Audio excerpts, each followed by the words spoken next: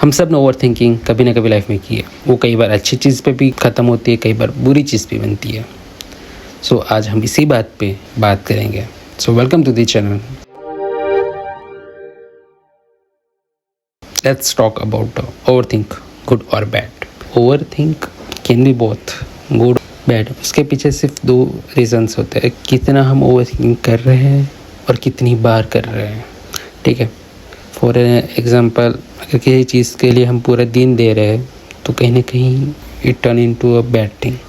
एक ही चीज़ 10 दिन तक सोच रहे हैं कि ये सब चीज़ें, अच्छी चीज़ भी बुरी बन सकती है या फिर बुरी चीज़ भी अच्छी बन, तो ये सब इन दो फैक्टर पे एप्लीकेबल है।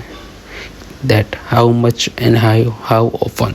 ओवर थिंकिंग की गुड्स के बारे में बात कर लेते हैं। तो ओवर थिंकिंग कितनी हेल्प करती है इन आर लाइफ। तो सबसे पहली जो बात है वो है प्रॉब्लम सॉल्विंग।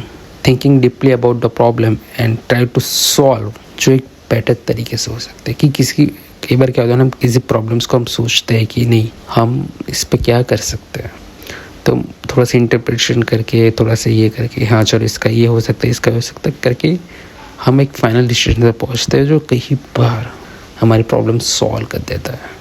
तो it's going to be great for over thinkers. Second है रिस्क असेसमेंट। तो किसी भी चीज़ को, किसी भी डिसीजंस को लेने से पहले किसी भी डिसीजन पे पहुंचने से पहले बहुत एनालिटिकल उसके प्रोज एंड कॉन्स की बारे में सोचते हैं लोग। एंड कहीं ना कहीं उसके पीछे का रिस्क हो गया, उसके पीछे की अच्छाई क्या होगी, इसके पीछे की बुराई क्या होगी, ये सब सोचते हैं। एंड इसकी वजह से बहुत सारे रिस्क कम हो जाते हैं और बहुत सारी ऐसी चीज़ें हमें इंटरप्रेट हो जाती है, ऐसी बहुत सारी चीज़ें हमें दिख जाती है, हमें इन फ्यूचर रिस्क लेने में हेल्प करती है।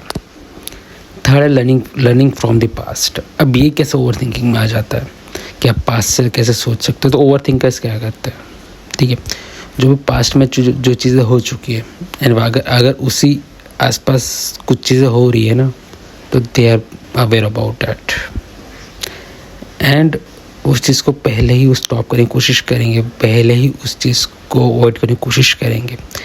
एंड इससे उनकी जो फ्यूचर बिहेवियर उसको इम्प्रूव करने में हेल्प होती है। फिफ्थ है क्रिएटिविटी। तो कुछ ऐसे लोग हैं जो किसी आइडियाज़ के बारे में इतनी ओवर थिंकिंग करते हैं कि उनको एक अच्छी यूनिक आइडिया के लिए एक लीड मिल जाती है, एक कनेक्शन मिल जाता है।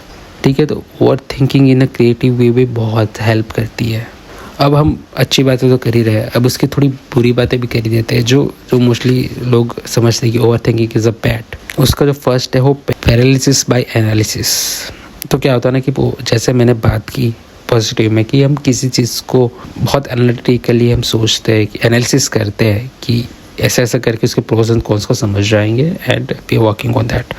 बट कई बार क्या होता है ना, उस एनालिसिस पे हम इतना ज़्यादा सोचते हैं, इतना ज़्यादा कि एक लिमिट के ऊपर सोचते हैं and it will stop our action.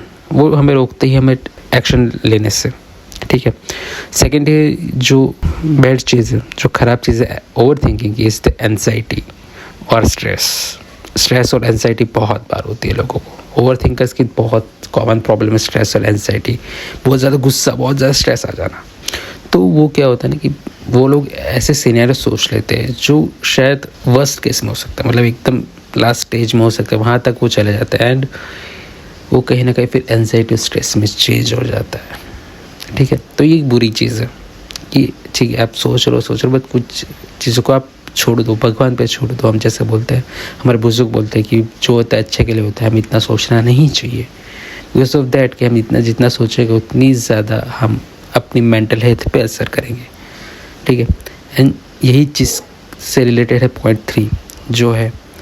Third जो चीज़ है वो पुअर स्लीप हो गई। अब ओवर थिंकर्स क्या करते हैं कि यार कंटिन्यूसली उस चीज़ के बारे में सोचते रहेंगे एंड कहीं पर उसकी वजह से उनको रात पे नींद भी नहीं आती एंड इसकी वजह से उनका कंसंट्रेशन और स्लीप में बहुत ज़्यादा अफेक्ट होता है। एंड स्लीप बहुत ज़्यादा ज़रूरी है किसी भी पर्सन के लिए, उनके दिमाग के लिए, बिकॉज जैसे बॉडी को एक रेस्ट चाहिए वैसे एक दिमाग को भी रेस्ट चाहिए होता है।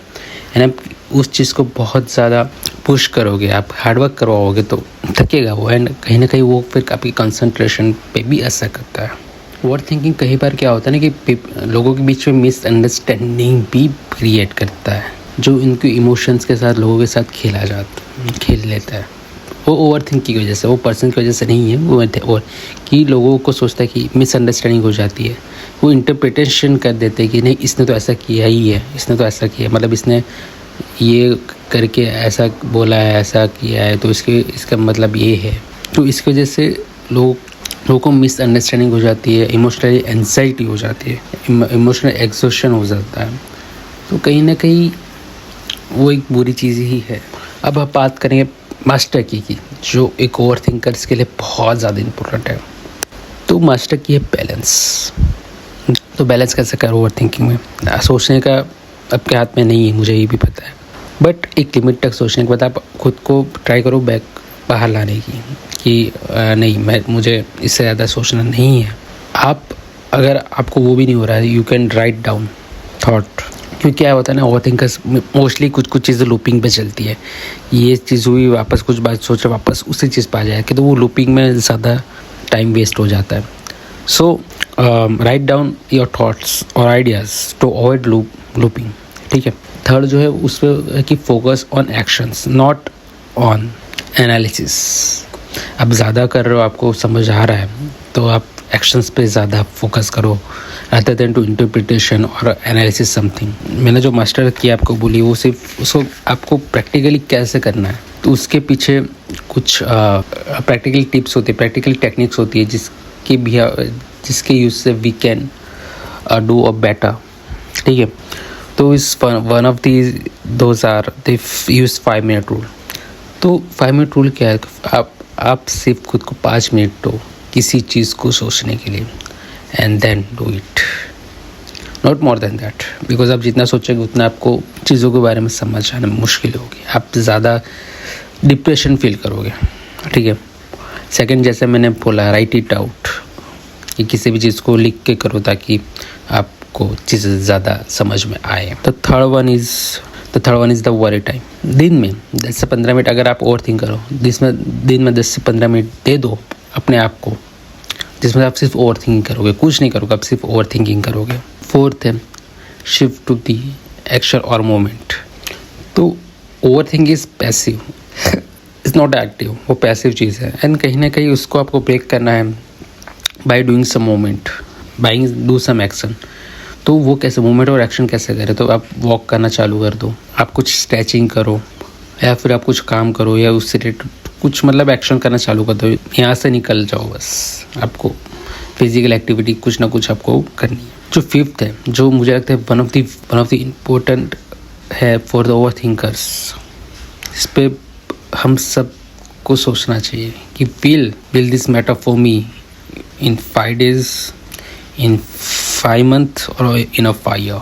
ये मुझे मैटर करता है 5 दिन में भी, या 5 साल में भी, या 5 महीनों में भी। नहीं करता, छोड़ दो, मूव अहेड। ठीक है, move ahead. Okay. It's 6th है, जो बहुत ज़्यादा हेल्पफुल करता है for the emotional over thinking. Talk with someone you trust. जिस पे आपको ट्रस्ट हो ना, उनसे आप बात करो, पर किसी की पर्सन से करना। ठीक है, 10 लोगों से मत करना। तो बात करने से आपके जो थॉट प्रोसेस है वो जल्दी ज़्यादा क्लीन होती है। जितना जल्दी आप बात करोगे, जितने ज़्यादा आप बात करोगे, उतनी आपके अंदर की जो एंजाइटी है, जितनी चीज़ें हैं ना, वो आप खुद समझने की कोशिश करोगे, और आपको खुद समझ में आएगा नहीं ये गलत है, ये सही है, गलत है, जब आप दूसरे से बात करते हो। But never speak allowed. बहुत आराम से बात करो। आप चिल्ला के ज़्यादा उससे बात करो, नहीं ये नहीं हो सकता, ये नहीं, तो आपके माइंड भी वैसे ही एंजाइटी में चले जाएगा। सो बी काम, बी चिल। आप आराम से बात करो, जो भी प्रॉब्लम है, जो भी आपके माइंड में है चीज़ें, आप आराम से उनसे बात करो एकदम। ठीक है, हो गया ख़त्म। 7 है practising the focus in present. So कभी भी आप क्या होने वाला इन फ्यूचर को सोचने से बेटर आप ट्राई करो कि आप प्रेजेंट पे जो आपके पास है राइट नाउ, उस पर फोकस करने की कोशिश करो। क्योंकि ना आप पास्ट बदल सकते हो, ना आप फ्यूचर बदल सकते हो। सिंपल से आप चीज़ बदल सकते हो आपका प्रेजेंट। इन सब चीज़ों से अगर आपको कुछ भी फ़ायदा हो रहा है लाइफ में, आप ट्राई करो। बस मैं तो बोलता हूँ आप ट्राई करो। मुझे पता है इसमें से आप आधी चीज़ भी जिस दिन आप अपने लाइफ में इम्प्लीमेंट कर दोगे ना, आपका हो जाएगा काम। ठीक है। एंड मैं ऐसा नहीं कि मैं ऐसे ही बोल रहा हूँ, ये सब चीज़ें मैंने खुद ट्राई की है practically in my life and changes हुए तभी आप तक वीडियो पहुँचा रहा हूँ। So thank you so much for watching this video till here. And जाते जाते आप यहाँ तक वीडियो देख ही लिया तो प्लीज़ सब्सक्राइब भी कर देना, जिससे आपको अच्छी अच्छी वीडियोस पहुँचाने के लिए हमें भी इंस्पिरेशन मिलती रहेगी। Thank you so much. जय हिंद।